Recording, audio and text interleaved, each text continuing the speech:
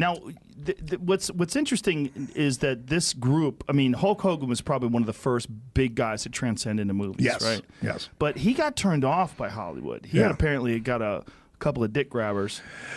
I don't know what the real story is, but I'll tell you what, says. of all the guys that I know, like I'm super supportive of Hulk because he was super supportive of me. He's a great guy. Oh man, and he right now, he's finally got back. They finally brought him back in WWE, which I was super excited about because to me, going in the Hall of Fame without Hulk being in there, it was kind of like pull up the video of me interviewing Hulk Hogan for Spike TV. I got a chance to interview him for Spike TV back in the day when he was Spike TV went into the wrestling business for a little bit. Sure. And, I helped that. I helped them do that because I was one of the names that brought. That's when I was wrestling. So for me as a kid, I mean, I was a giant fan of Jimmy Superfly Snuka and Bob Backlund, all that when I was in high school in the early '80s, and Hulk Hogan. So for me to get a chance to interview Hulk Hogan, it was.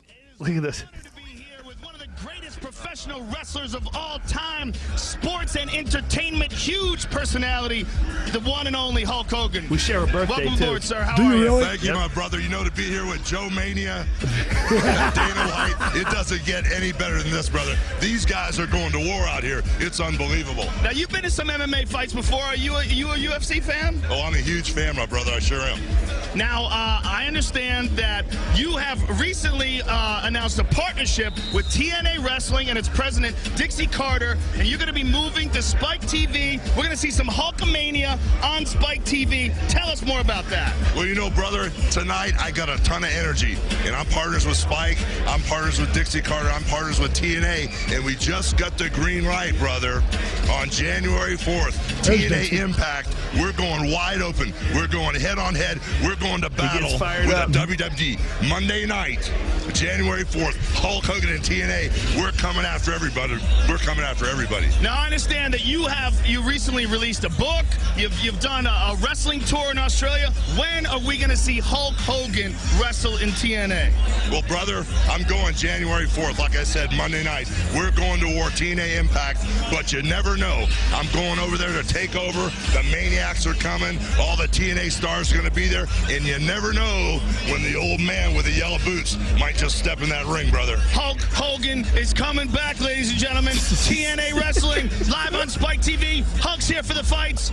You know you want to watch him on TV. What you gonna do, brother, when the UFC runs wild on you?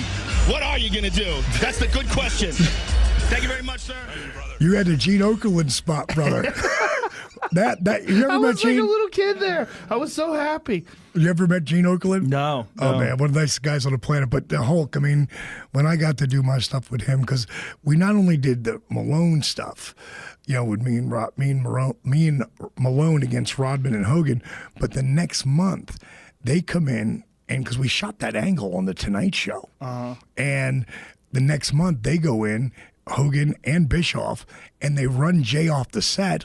I come in from the wings, not Hulk on his ass, and it's me and Jay Leno against Hogan and Bischoff. you fucking Jay Leno holding the Hulk down. Oh, God. Look at Hulk putting him over. Look at Hulk putting him over now. Oh, my God. That is hilarious. Oh, that is so funny. Jay Leno is holding the Hulk down. Yeah. And he grabs his hair. Oh, Jesus Christ. Look at him. This is so ridiculous. Oh, God, it was. But, it was so much fun because I'll tell you, Leno. And another guy, I mean, he came and worked out with us, and he didn't spend as much time like Malone did, because Malone's like a super athlete. Right. But I don't even think Jay works out at all. No. He just turns wrenches. Well, got to learn, got to learn how to move around a little bit. And, we just worked around him. And Hulk was never that guy to lay stuff out. Like today, a lot of this stuff is laid out. Back then it was like you called as you go. And so I was a guy who actually did that. I could lay everything out. And that's how I like to know where we're going. And I'm still going to talk to you the whole time. Right.